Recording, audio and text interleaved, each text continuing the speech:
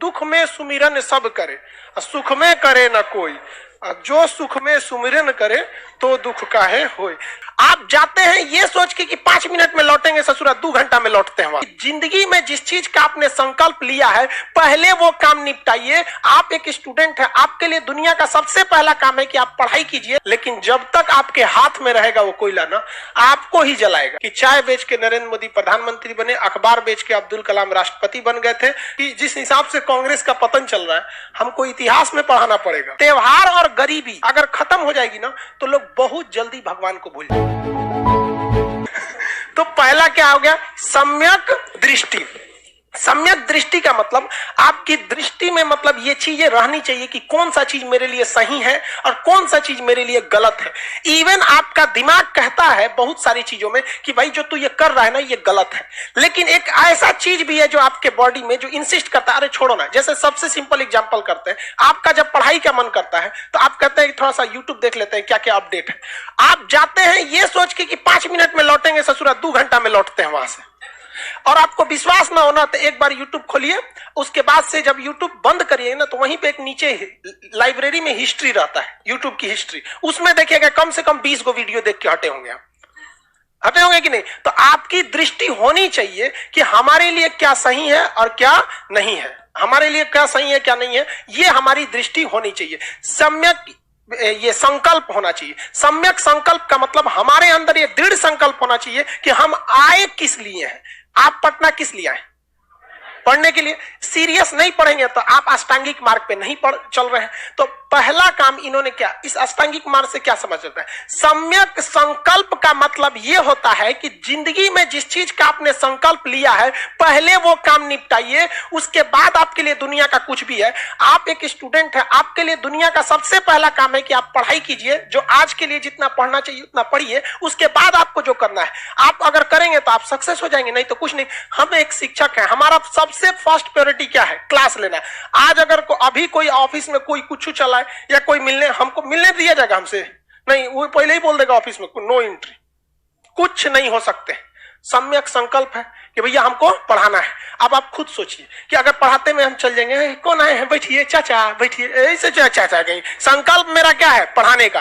तो आपका जो संकल्प है आप कीजिए। तीसरा, सम्यक जीविका। सम्यक जीविका का अर्थ है कि आप जीवन में मतलब ये 8 बात है, समझिए। जीवन में ऐसे जीविका के लिए ऐसा काम नहीं करिएगा जो मानव जाति के लिए खराब हो। जैसे जीविका सबको नौकरी करनी है तो आप एक टांग दीजिए, हम ऑनलाइन बुकिंग किया जाता है, यहाँ ठेका पर मर्डर किया जाता है, ले ये भी तो आपकी जीविका है। कुछ पैसा ले लीजिए, किसी का हाथ तोड़ दीजिए, ये भी तो क्या है? जीविका। तो इन्होंने कहा था सम्यक जीविका। सम्यक जीविका मतलब आपको सोच समझ के ऐसे जीविकोपार्जन का काम रखना चाहिए जिससे दूसरे को हानि ना हो। सम्यक स्मृति। स्मृति मतलब याददाश्त।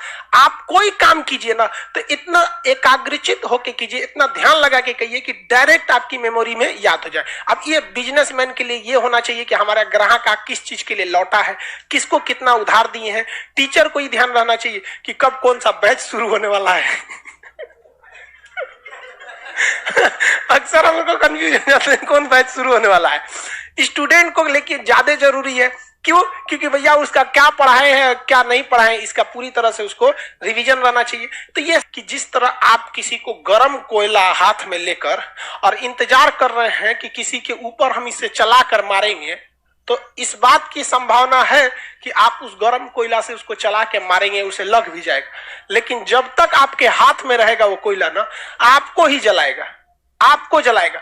तो क्रोध आप किसी के खिलाफ करते हैं, क्रोध करते हैं, लाइव वाले ध्यान से देखो लोग ना, तो उन्होंने क्या बताया कि क्रोध भी उसी तरह है। अगर हम गुस्सा करते हैं और सोचेंगे किसी को बर्बाद कर देंगे तो वो बर्बाद होगा या नहीं होगा कोई कंफर्म नहीं, लेकिन हम अपना समय अपनी ऊर्जा जरूर बर्बाद कर रहे हैं। बहुत बड़ा था।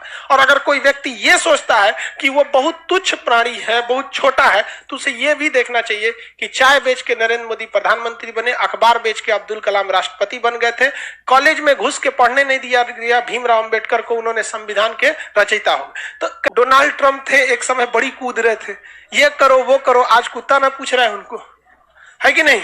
भारत में एक समय था कांग्रेस का राज था, हाँ?